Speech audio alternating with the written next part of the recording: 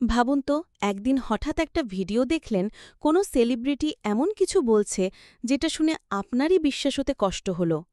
অথবা ধরুন, ফোনে প্রিয়জনের কণ্ঠস্বর পেলেন, কিন্তু পরে বুঝলেন আসলে ওটা তার কণ্ঠস্বরই নয়। এটাই হলো ডিপফেক। আধুনিক কৃত্রিম বুদ্ধিমত্তা এখন এমন জায়গায় পৌঁছেছে যেখানে কারোর মুখ, ছবি কিংবা কণ্ঠস্বর একেবারে হুবহু নকল করা যায়।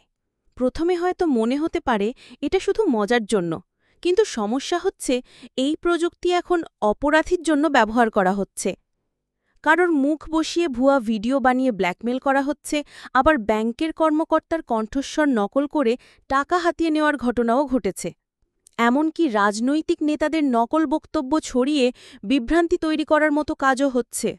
ভয়ঙ্কর ব্যাপারটা হলো, আমরা এতদিন যা চোখে দেখে বা কানে শুনে সত্যি ভেবেছি, সেটা এখন আর পুরোপুরি ভরসাযোগ্য নয়।